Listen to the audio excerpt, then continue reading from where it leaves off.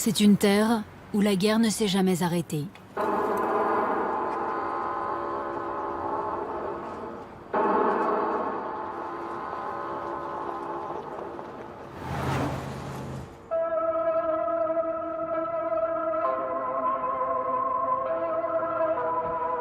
Les haut-parleurs, au nord, sonnent le réveil, chaque matin à 6 heures précises, avec la même mélodie tirée d'un opéra révolutionnaire.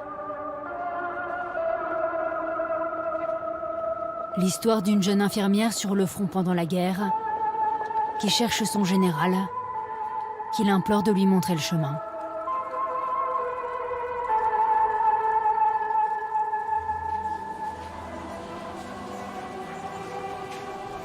Une terre en guerre contre la frontière qui la divise.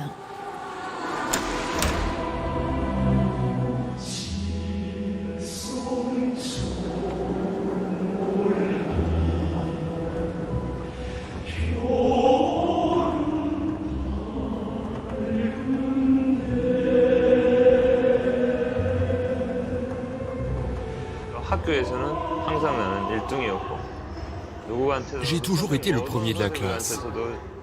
J'étais apprécié de tous les enseignants.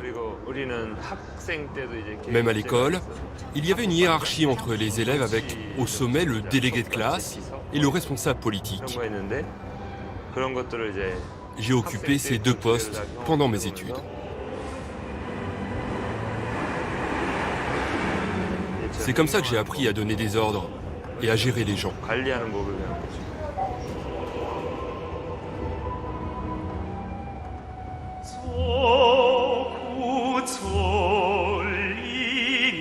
À la frontière entre les deux Corées, coupées l'une de l'autre par la guerre froide, le temps s'est arrêté.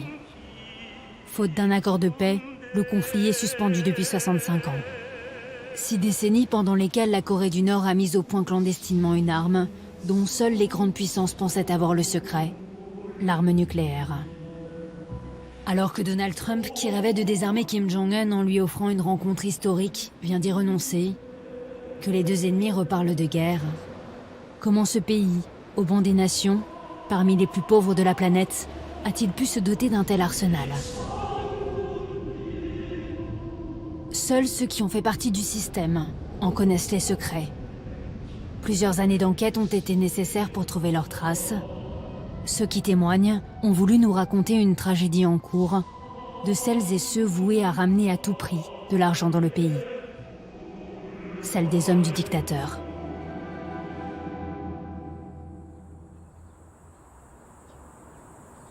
Séoul, à moins de 50 km de la frontière avec la Corée du Nord. La capitale sud-coréenne est devenue en 20 ans la 4e ville la plus riche au monde, après Tokyo, New York et Los Angeles.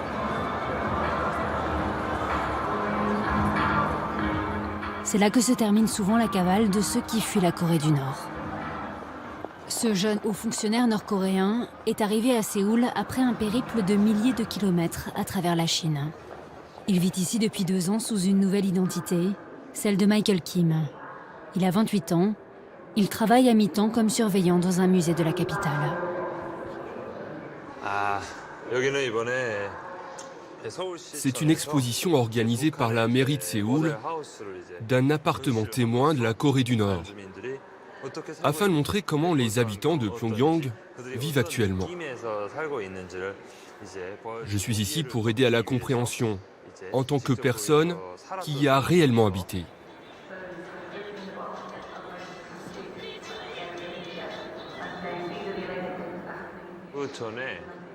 J'ai commencé ma carrière au service de protection et de sûreté de l'État. C'est la CIA de la Corée du Nord. Je travaillais au service financier et j'ai attiré l'attention. Mes compétences ont été reconnues. C'est comme ça que j'ai été recruté au bureau 39. C'était exceptionnel. J'étais le plus jeune. J'y suis rentré à l'âge de 25 ans.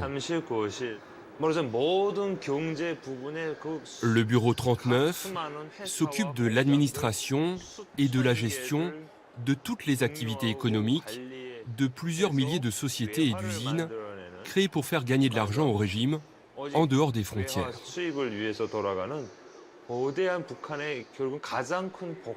Le bureau 39 rapporte à lui seul la moitié du produit intérieur brut de la Corée du Nord.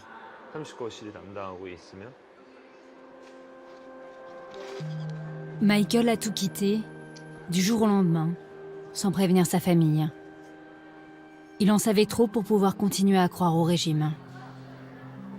Il a pris la décision de nous rencontrer 3 semaines auparavant. Il espère, en témoignant un visage découvert, devenir trop visible pour pouvoir être liquidé dans l'ombre. Les témoignages d'hommes et de femmes ayant eu un rôle au sein de ce bureau 39, gardien de tous les secrets des finances de la Corée du Nord, sont extrêmement rares, car les défections sont rares. S'enfuir, c'est se mettre, mais aussi mettre sa famille, restée en Corée du Nord, en danger. Lee Mil, lui, était tout au bas de l'échelle. Un pion envoyé à l'autre bout du monde pour construire des immeubles dans le désert au Koweït.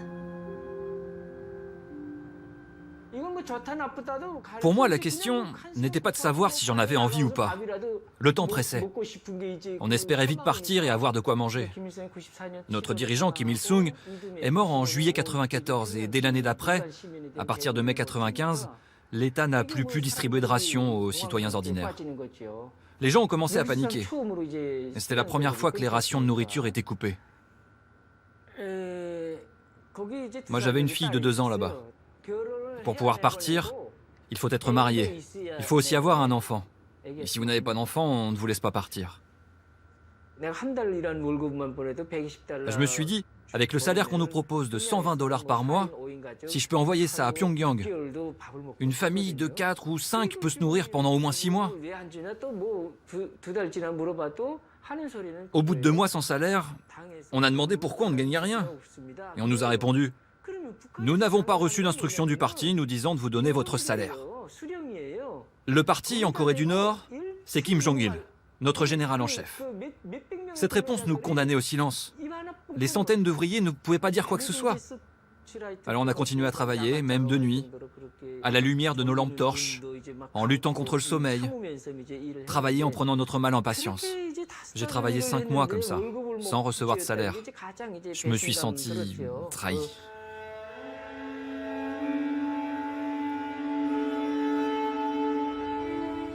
L'idée d'envoyer des travailleurs à l'étranger remonte à 1974. C'est le début d'un gigantesque réseau d'entreprises et de montages financiers clandestins mis en place dans un seul but, faire gagner de l'argent au bureau 39. Il est né lui aussi de l'autre côté à Pyongyang.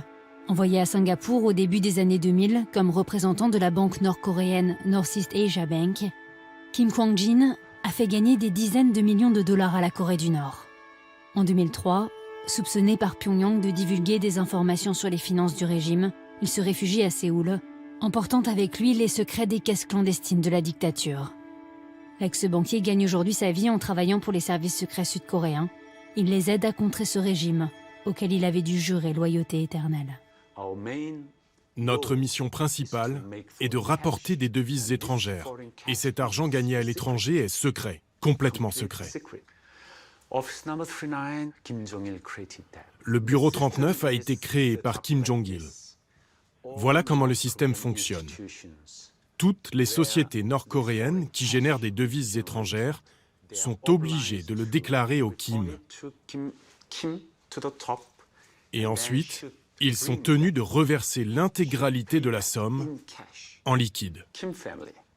La famille Kim, Kim Jong-un aujourd'hui, et avant ça Kim Jong-il, récupère tout cet argent et ensuite le dépense en fonction de ses propres priorités. Il y a donc en réalité 2 économies, celle de la famille Kim et l'économie nationale, dirigée par le gouvernement central. L'économie aux mains de la famille Kim, je l'ai appelée le fonds de la cour royale. Il possède toutes les meilleures entreprises, celles qui génèrent le plus de profits, les meilleurs hôtels, les meilleurs magasins, ainsi que les restaurants, tout ce qui génère des devises étrangères. Tout ça, ça revient directement à Kim Jong-il et maintenant à Kim Jong-un. C'est une économie séparée.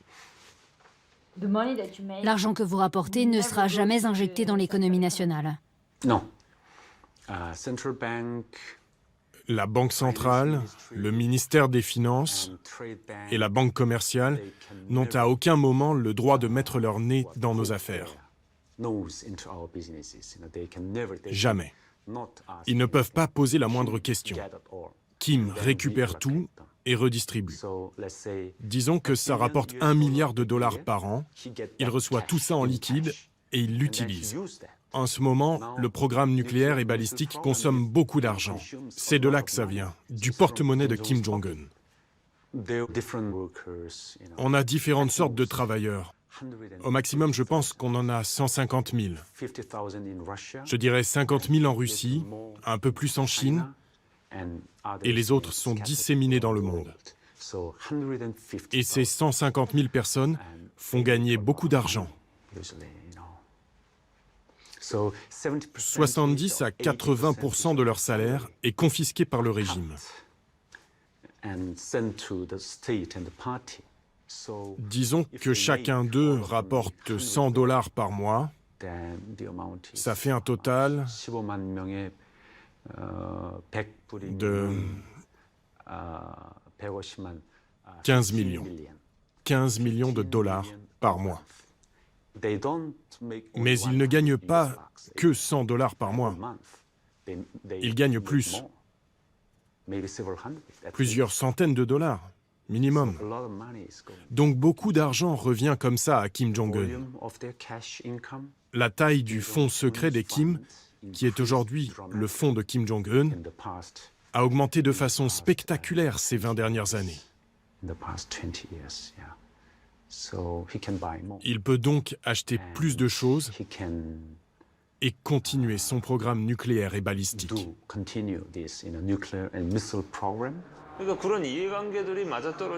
Ça se fait surtout avec des pays avec lesquels on partage une certaine compréhension, comme les pays de l'Europe de l'Est, les pays d'Asie du Sud-Est, l'Afrique.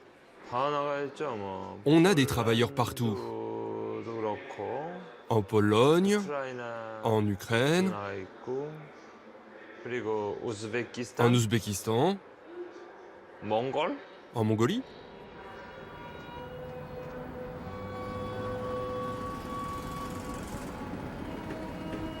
Les marteaux-piqueurs résonnent aux portes de la steppe.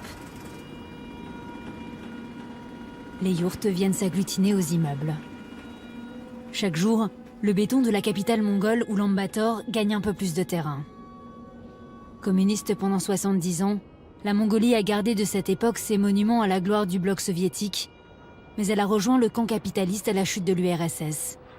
Elle connaît depuis un exode rural massif. Oulan-Bator doit construire d'urgence des logements, mais ce peuple de nomades manque de main-d'œuvre. La Mongolie doit donc faire appel à des renforts notamment chinois, vietnamiens et nord-coréens. Sur chaque chantier, le travail est réparti de la même manière. Les ouvriers mongols sont chargés des travaux en extérieur. Les Nord-Coréens, plus qualifiés, s'occupent eux des finitions à l'intérieur. Les ouvriers envoyés par Pyongyang vivent sous surveillance de jour comme de nuit. Pour tenter de les approcher plus discrètement, notre traducteur va y aller seul.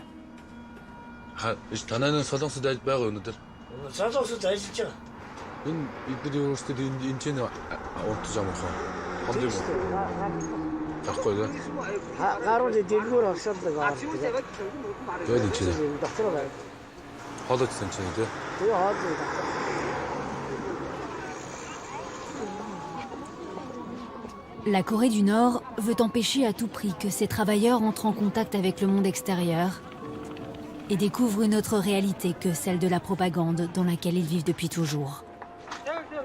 Ils n'ont que très rarement l'autorisation de sortir, toujours en groupe pour se surveiller les uns les autres. Mais nous allons repérer dans les allées du marché d'Oulan-Bator un ouvrier nord-coréen qui semble seul. 좀 얘기 좀 해도 되죠? 같이 이렇게 신발 보면서. 예. 괜찮죠? 그럼 뭐 언제 왔어요? 몽골에? 3년 됐어요. 3년? 오래됐네요. 그럼 언제 집에? 1인 2차 가요? 한 달이면 가요? 와, 그럼 돈 많이 벌겠네. 에이, 이번 걸돈 없어요. 왜? 돈 안 줬어요? 많이 못 받았어요. 많이 못 받았다고요? 일하고도 못 받았어요. 그럼 나쁜 놈들이네. 나쁜 놈들 많아요. 그래요? 저 한국에 가족도 있어요? 저 자식들 몇 명? 난 자식은 한 사람, 이거 처가 지금 임신한 상태에서 나왔어요. 자식도 못 봤어요. 그럼 지금 한 3살? 3살 됐죠. 남자 여자? 남자라고 편지 왔어요. 가서 자식당 봐야 돼요. Les contrats des travailleurs durent en général 3 ans, pendant lesquels ils n'ont pas la possibilité de rentrer chez eux. Peu profitent d'être à l'étranger pour s'échapper, parce que leur famille est en Corée du Nord. Ils savent que sinon ils ne la reverront jamais.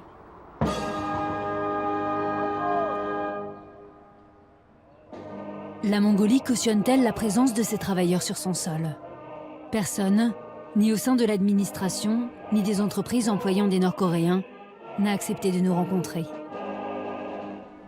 Mais il serait 1200 dans le pays en toute légalité, invités par le gouvernement mongol. Les entreprises versent les salaires des travailleurs directement à l'ambassade nord-coréenne à Ulaanbaatar. C'est là que près de la totalité de l'argent qu'ils gagnent est confisqué par le régime.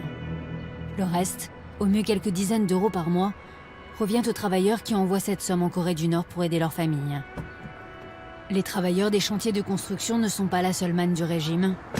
Des bûcherons sont envoyés dans les forêts de Sibérie, des agriculteurs dans des fermes. La dictature exporte même ses médecins. C'est le plus lucratif. La Corée du Nord envoie à l'étranger des acupuncteurs et des chiropracteurs qui ouvrent des cliniques dont les revenus sont récupérés par le régime. Il en existe 3 à Ulaanbaatar. I would like to interview North Korean workers. No. Can we speak with you? You're North Korean? No. Are you guys North Korean or? Korean. Not Korean. Yes? Yes. Can we ask you a question? We want to know why you guys are in Mongolia, what do you do here, for how long you've been here? Yuka.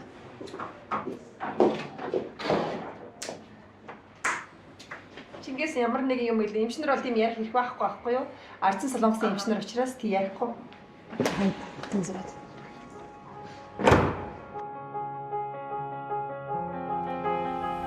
La Corée du Nord gagnerait chaque année 450 millions d'euros grâce au salaire de ses travailleurs, envoyés dans le secret hors des frontières. Esclaves d'un système bien rodé, dans lequel chacun ne joue qu'un petit rôle.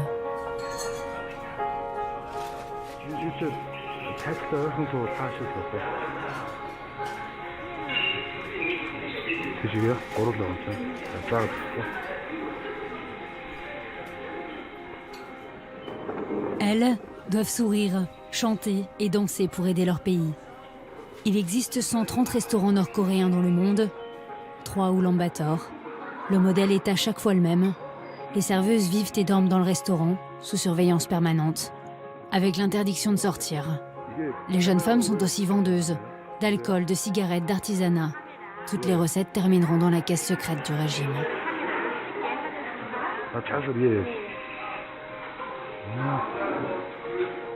이거 얼마예요? 850달러. 850.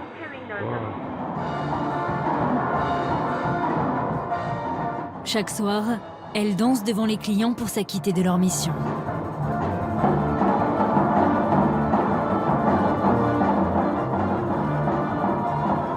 Rendre les spectateurs heureux, les pousser à consommer, à vider leur portefeuille.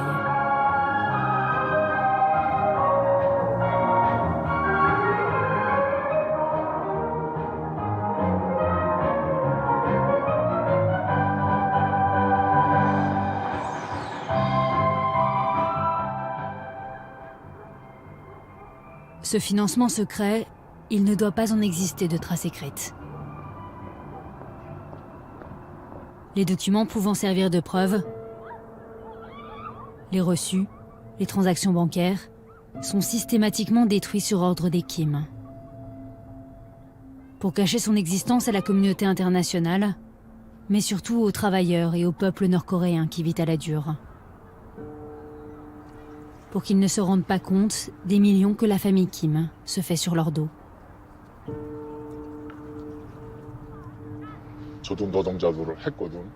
Moi aussi, j'ai été ouvrier. Ça m'est arrivé de travailler pendant 6-8 mois sans rien recevoir. J'avais tellement trimé, je me suis dit qu'il fallait que je me serve à mon tour. Cet homme a vécu des années en Sibérie. Avant de s'enfuir, il était arrivé au poste de manager. Il a accepté de briser le silence dans lequel il s'était muré depuis des années de honte, dans l'espoir que son témoignage puisse aider ses anciens compagnons de labeur, toujours prisonniers du système. Les personnes qui sont au-dessus des travailleurs piquent énormément dans leur salaire. Disons que nos chefs décrochent un contrat de 10 millions. On nous dit qu'il est de 7 millions à nous les managers. Et nous, on va aller dire au contremaître qu'on l'a eu à 5 millions, en baissant encore. Même en ayant fait ça, on arrive à verser la part qu'on doit envoyer au régime. L'autre combine, c'est que s'il a été négocié que 50 personnes fassent le travail, on s'arrange pour ne faire travailler que 20 personnes, et on fait travailler le reste ailleurs. C'est comme ça qu'on peut garder pour nous une énorme somme d'argent. Les bons mois, vous réussissez à gagner combien? Quelque chose comme 20 000 $? En un mois? Oui. Savez-vous combien le Bureau 39 gagne par an? Et quelle part va au développement des missiles? Personne ne connaît précisément la réponse à cette question. Et puis c'est le plus grand des secrets. Ceux qui travaillent au Bureau 39, qu'il s'agisse du montant de la production des travailleurs du bureau, du coût de la main-d'œuvre, ou de quelque chiffre que ce soit, ils ne peuvent rien dire. S'ils en parlent... La détermination du régime à avoir à tout prix la bombe atomique remonte à 1953 pendant la guerre de Corée, parce que l'Amérique avait à l'époque brandi la menace nucléaire pour anéantir la Corée du Nord. Depuis son arrivée au pouvoir en 2011, Kim Jong-un a procédé à plus de 85 tirs de missiles et 4 essais nucléaires, 2 fois plus que son père et son grand-père réunis. À chaque essai, c'est vers la mer du Japon et l'océan Pacifique qui les sépare des États-Unis qu'il pointe ses missiles pour mettre la Californie à portée de tête nucléaire, pour que la peur change de camp, pour que jamais plus l'Amérique n'ose les attaquer. Siegfried Ecker est professeur à l'université de Stanford. Ce physicien nucléaire américain est l'un des seuls à être entré dans le complexe nucléaire de Yongbyon, qui emploie plus de 2000 travailleurs à 100 km au nord de Pyongyang. Il s'est rendu à 7 reprises en Corée du Nord, invité par le régime qui voulait que sa menace soit prise au sérieux. Je suis allé pour la première fois en Corée du Nord en 2004. Les Nord-Coréens avaient décidé de nous montrer leurs installations nucléaires de Yongbyon, et voilà ce qu'on a vu. Ensuite, nous sommes allés dans une salle de réunion avec le directeur Ri Yong-sop, et il nous a dit « Est-ce que vous voudriez voir notre produit ?» J'ai dit « Vous voulez dire le plutonium ?» Et il a dit « Eh bien, oui !» Il est allé faire un signe dans le couloir, il s'y était très clairement préparé, et ils sont entrés avec une boîte métallique rouge d'à peu près cette taille. Ils l'ont ouverte, ça ressemblait à du plutonium, mais je n'avais aucun instrument de mesure avec moi. Je n'avais que mes yeux et mes mains. Quand vous tenez du plutonium dans vos mains, c'est très dense, presque 2 fois la densité du plomb. Donc ça devait être lourd, et deuxièmement, le plutonium est radioactif. Donc il doit être chaud. J'ai pris le plutonium dans ma main. Il était à la fois lourd et légèrement chaud. On n'est sûr de rien, mais disons qu'à l'heure qu'il est, ils ont probablement de quoi faire entre 25 et 30 bombes. Et puis il se trouve que la Corée du Nord a assez d'uranium dans son sol pour fabriquer autant de bombes qu'ils le souhaitent. Ils n'ont pas à se le procurer ailleurs. Et le sort a voulu que la Corée du Sud n'ait pas d'uranium. Tout est au nord.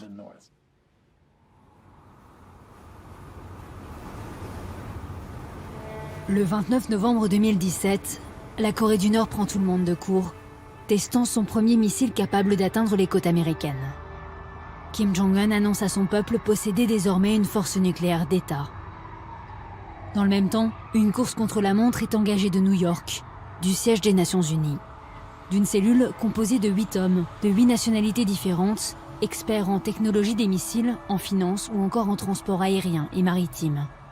Certains viennent du civil, d'autres des services de renseignement. Ils travaillent dans l'ombre avec pour mission d'assécher le fonds secret des Kim pour stopper le programme nucléaire nord-coréen. Pour leur sécurité, il n'existe pas de photos de ce panel d'experts. Seul Hugh Griffiths, qui le dirige depuis 2014, a accepté que nous montrions son visage. Les débris de l'une de leurs fusées, qui utilisent la même technologie que leurs missiles balistiques, ont été récupérés par la marine sud-coréenne qui avait des bateaux assez proches pour repêcher l'engin juste après qu'il s'est abîmé en mer. Et ils ont invité le panel d'experts pour examiner ces débris.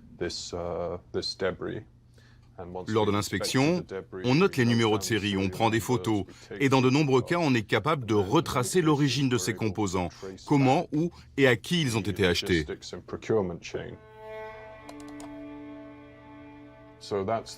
Voilà la fusée, et voilà ce qu'il en reste. Ça, c'est un des propulseurs.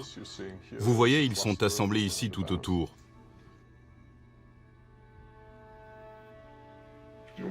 Il faut que vous cachiez les numéros de série. Nos enquêtes prouvent qu'un certain pourcentage de pièces utilisées dans leurs fusées et leurs missiles ont été achetées à l'étranger. Les composants vont d'abord être exportés vers d'autres pays en Asie, des centres d'affaires comme Singapour, Hong Kong, de façon à ce que pour une entreprise multinationale basée, disons, en Europe, qui vend ses pièces, tout semble en règle. Il n'y a aucune trace de la Corée du Nord sur leurs documents officiels. Le panel d'experts ne se contente pas d'enquêter. Ils disposent d'une arme économique. Ce sont eux qui imaginent des sanctions chaque fois plus sévères pour isoler la Corée du Nord et la couper de ses revenus clandestins.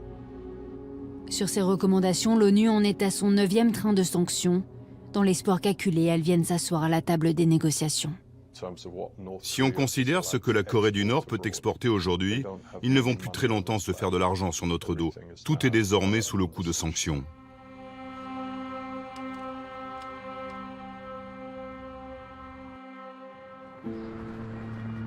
Nous attendions l'autorisation officielle de nous rendre en Corée du Nord depuis 5 mois. Elle va arriver fin mars avec le réchauffement des températures. Les diplomates nord-coréens ne voulaient pas que nous filmions en hiver, de peur que des coupures de courant n'émaillent le voyage. Nous avons obtenu la permission d'entrer en Corée du Nord en train, depuis la Chine et la ville frontalière de Dandong.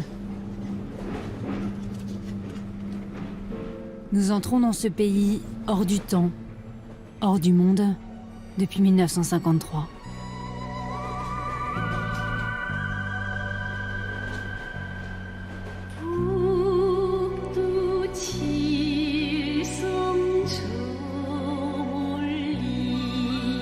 Pas une parcelle de terre n'est laissée à l'abandon. Tout l'espace est utilisé pour nourrir la nation. Le train nous laisse entreapercevoir pendant 7 heures des campagnes où restent roi, la faucille et la force des bras. La région que nous traversons concentre la plupart des installations nucléaires. Les rails passent à proximité de 3 mines d'uranium, de plusieurs complexes souterrains et du centre de recherche nucléaire de Yongbyon, construit avec l'aide de l'URSS dès 1965, le cœur du programme.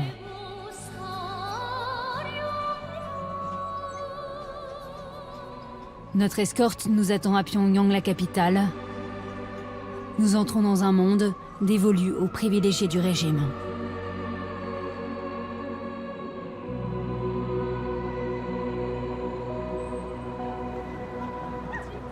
Ces rues, ces avenues, sont réservées à 3 millions d'habitants. 10% de la population choisie parmi les plus fidèles. Il faut un laissez-passer pour entrer dans la ville. La mission des 2 guides qui nous encadrent du matin au soir est de nous montrer qu'en dépit des sanctions des Nations Unies, Pyongyang n'est plus la capitale figée d'un pays à l'économie moribonde dont la population souffre. Et ce grâce aux nouveaux héros de la nation, les scientifiques. Cet architecte a étudié 8 ans en France. Il a passé 1 an en Franche-Comté où il a appris le français avant de poursuivre ses études à l'École nationale d'architecture de Paris-Belleville. Il est rentré en Corée du Nord en 2010 et est aujourd'hui l'un des meilleurs architectes de la capitale, chargé de construire des gratte-ciel pour cette nouvelle élite. Ici, ça a été construit au moins de 8 mois, même pas un an. Et voilà, c'était une période très difficile économiquement pour les Coréens, mais voilà, ils ont construit complètement. On veut montrer qu'on peut vivre et on peut se développer et on peut tout faire nous-mêmes. Voilà, donc c'est très important le développement de science. En fait, la science, c'est vraiment le domaine le plus important pour le développement nous-mêmes, en fait. Ici, les habitants, ils ont tous des gens qui s'occupent dans un métier, en fait, sciences et technologie, et les enseignants, tout ça.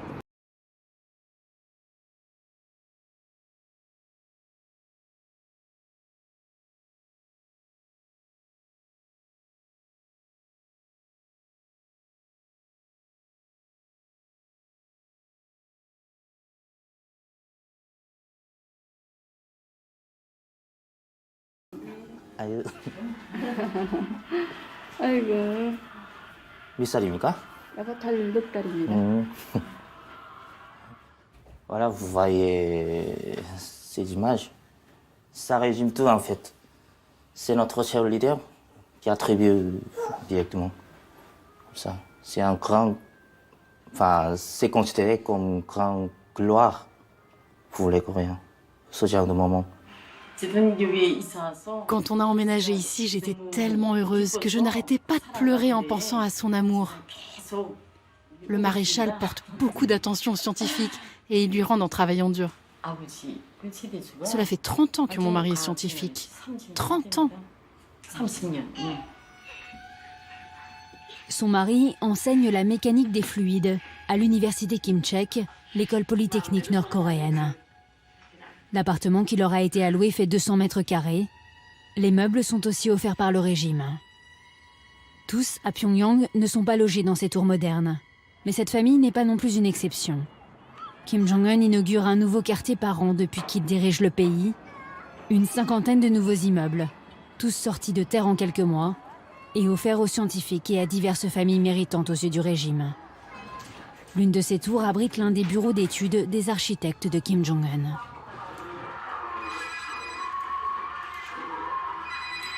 이런 소감이 이래도? 네, 수고합니다. Il y a de plus en plus de projets à faire. Il y a tellement de projets. Il manque toujours des architectes ici. Donc même ici, c'est un grand, énorme chantier, on peut dire. Toutes les personnes, ils ont 2 ou 3 projets au moins. Et ils travaillent énormément. Mais ça ne suffit pas, en fait. On passe l'année blanche. Et avec la situation internationale à l'heure actuelle et les sanctions, ça ralentit les chantiers? Non, pas du tout. Tu vois pas du tout ce qui est influencé dans le domaine de la construction. En fait, quand j'étais en Europe, je vois beaucoup de chantiers qui s'arrêtent immédiatement, juste après la crise. Mais ici, moi, je vois pas du tout. Enfin, les chantiers continuent, même il y a de plus en plus de projets à faire. On a peur de rien. On avance quand même.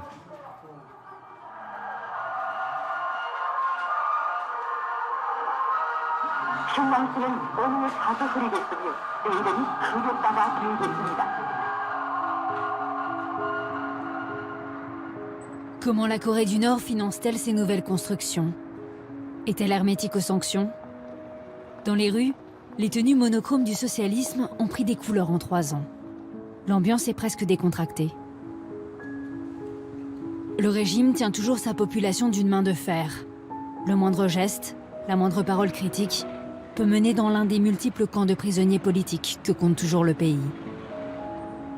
Mais une nouvelle orientation se dessine depuis que Kim Jong-un est au pouvoir. Il a donné ordre de développer l'économie à la même vitesse que le nucléaire.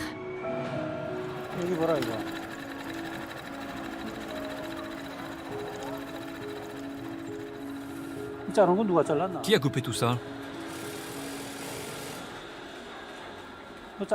Regarde pour couper là. Là en bas, il faut couper droit. Regarde, ce n'est pas droit.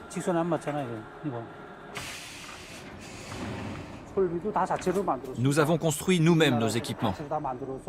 Et grâce à ces machines de production coréennes, nous avons pu automatiser certaines lignes d'assemblage et réduire la consommation d'électricité pour augmenter jusqu'à doubler notre capacité de production.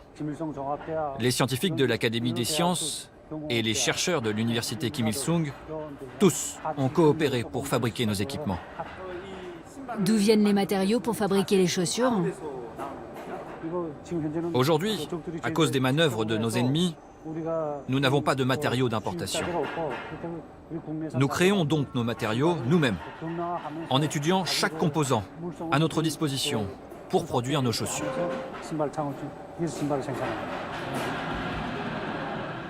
La clé de l'embellie économique tiendrait en deux mots: innovation et adaptation. Pour tenir, pour prouver au monde que le pays n'a besoin de personne. Nous avons des panneaux solaires qui couvrent la quasi-totalité des toits de l'usine, vous voyez. Ils peuvent produire jusqu'à 400 kW d'électricité. Notre usine peut fonctionner avec une puissance de 300 kW seulement. Ce qui veut dire qu'avec la seule électricité de nos panneaux solaires, nous pouvons faire tourner nos usines même dans un contexte de sanctions et de fermeture, sans aucun souci. Dans chaque secteur de l'industrie, Kim Jong-un a fait construire une usine modèle, comme cette usine de chaussures. Toutes ont une salle de contrôle informatisée, en lien direct avec les universités et les centres de recherche de la capitale. Ces usines devraient être ensuite répliquées dans le reste du pays.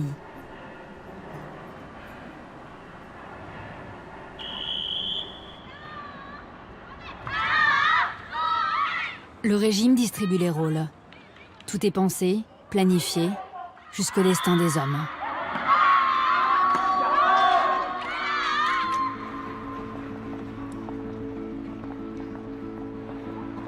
Les jeunes Nord-Coréens voient leur vie se dessiner dès l'école primaire, en fonction de leurs aptitudes, de leurs origines familiales et des besoins du parti. C'est l'État qui choisit pour chacun un métier. Beaucoup sont envoyés gonfler les rangs de l'armée nord-coréenne et son million d'hommes. Le service militaire obligatoire dure 7 ans. Ceux qui réussissent à intégrer l'université Kim Il-sung, la plus prestigieuse du pays, en sont généralement exemptés. C'est ici que sont formés les ingénieurs, mais aussi les futurs économistes, banquiers, hommes d'affaires. La relève du bureau 39.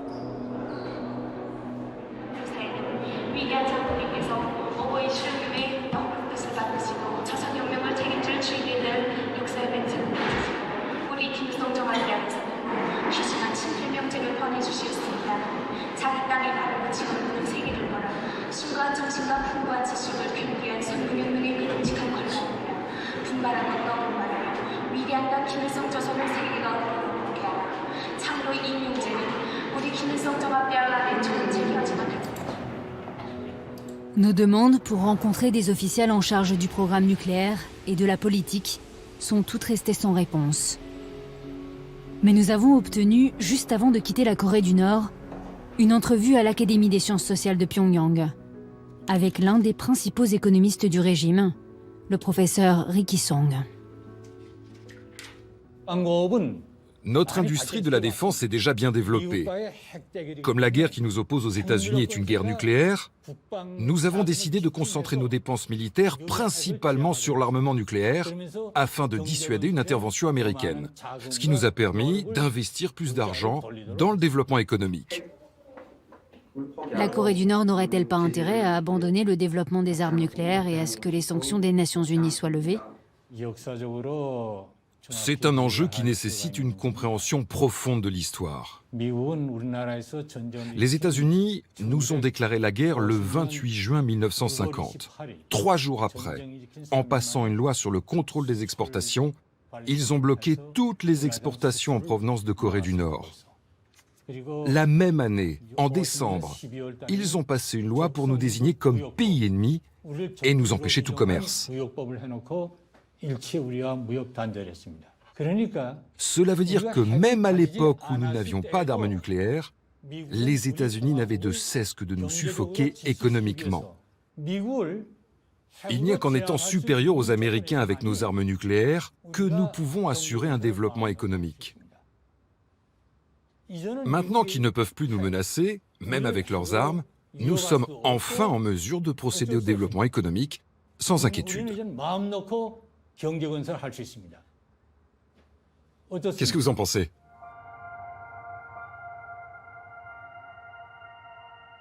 La résurrection économique de la Corée du Nord est-elle un mirage? Un barreau d'honneur pour cacher à la population que les nouvelles vagues de sanctions menacent de mettre le pays à genoux. Les statistiques officielles sont invérifiables. Le peuple, nous ne pourrons ni l'approcher ni l'entendre, juste l'apercevoir. Traverser des campagnes où la famine des années 90 et ses 600 000 à 1 million de morts semblent avoir laissé place à des lendemains meilleurs. Des villes sans voiture, mais avec ici aussi de nouvelles couleurs. Une vie dure, mais déjà un peu moins dure qu'avant.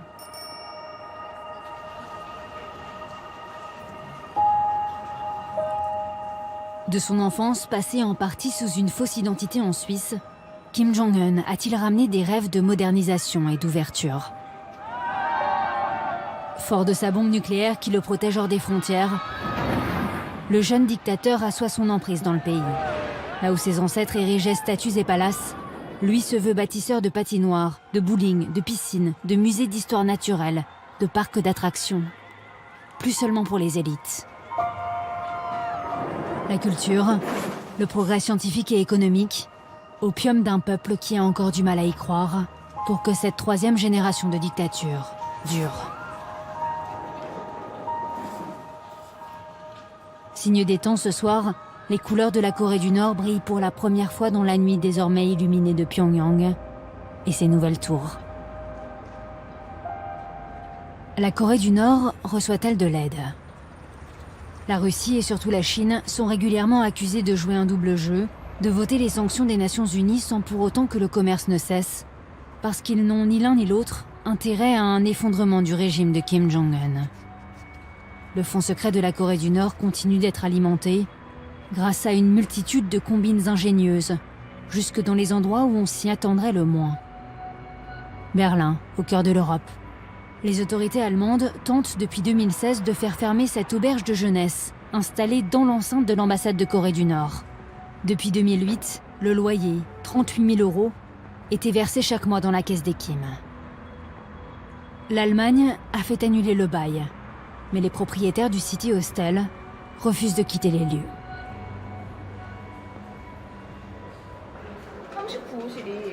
Savez-vous si le bureau 39 gagne de l'argent en France ou en Allemagne? En France ou en Allemagne, bien sûr. Dans ces pays, il n'y a pas de main-d'œuvre. La loi est trop puissante. Mais il y a de l'argent là-bas. Des fonds. On fait de l'achat et de la vente de biens immobiliers.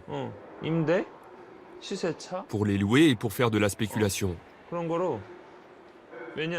Parce que dans ces pays-là, si on fait des affaires en montrant ouvertement que notre société est une entreprise nord-coréenne, on a tout de suite le droit à une enquête fiscale. On fait de la location d'appartements, personne ne sait qui est le propriétaire. On n'a plus qu'à récupérer les loyers. Connaissez-vous des noms d'entreprises? Je ne peux pas vous les donner, parce qu'au moment même où je vais les nommer, elles se retrouveront immédiatement sur la liste des sanctions. Bien sûr, la Corée du Nord est un mauvais État dictatorial. Mais ceux qui y sont dévoués, comme moi ou mes amis, voire les supérieurs hiérarchiques, ne font que leur travail. Peut-être que ce qu'ils font pour mener à bien leur mission est mauvais, mais ça ne veut pas dire qu'il n'existe pas de code éthique entre nous.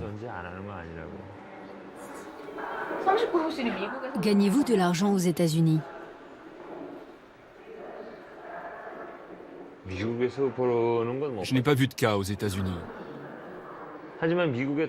En revanche, on fait tout pour leur dérober de l'argent, oui. Pour ça, nous avons une technique, le piratage informatique, avec des logiciels de rançon, par exemple. La Corée du Nord va pirater les infrastructures industrielles ou informatiques des États-Unis. Nous n'avons pas les moyens d'analyser ces données, ni de les utiliser. On fait juste du piratage. Mais en échange de la promesse de ne pas partager ces données, on demande de l'argent. La Corée du Nord est une preneuse d'otages de données informatiques.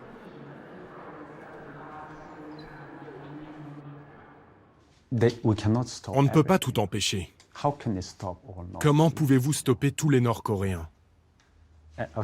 Il suffit d'une petite banque, dans un coin reculé de Chine. Si j'y ai un compte, je peux presque tout faire, n'est-ce pas? Je peux envoyer de l'argent partout dans le monde. Combien sont-ils ces hommes de l'ombre? Jusqu'où s'étend la toile qu'ils ont tissée? Quelle menace représentent-ils? Dans notre dernier rapport au Conseil de sécurité, nous avons apporté les preuves que des armes nord-coréennes et des programmes d'entraînement militaire clandestins étaient présents dans une douzaine de pays d'Afrique et du Moyen-Orient. Au Mozambique, un des contrats que nous avons vus valait 6 millions de dollars.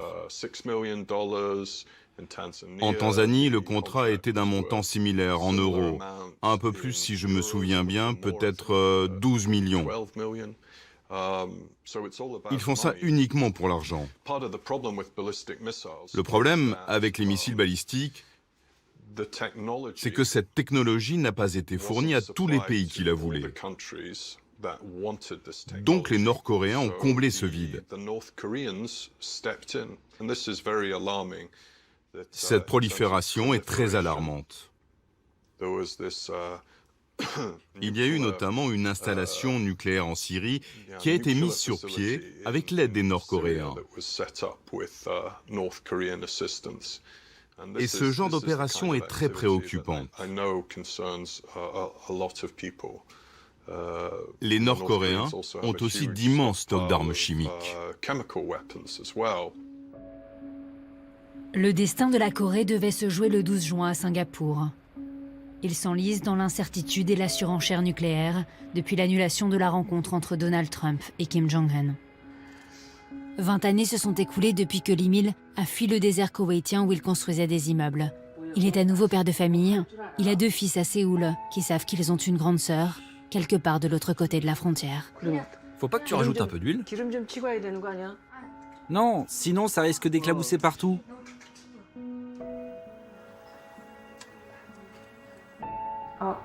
Avez-vous eu des nouvelles de votre famille depuis? Rien du tout. Je n'en ai pas eu. Je me dis, qu'est-ce qui a fait de moi une personne pareille? Si ce régime était normal, je ne serais jamais parti. Ce système erroné a façonné le choix terrible que j'ai fait. Pour ne jamais oublier leur famille et leur peuple qu'ils ont laissé derrière eux, les réfugiés se retrouvent une fois par mois dans une paroisse de Séoul. Orphelins de celui qui leur avait été imposé comme guide, beaucoup se tournent vers Dieu pour donner un sens à leur vie.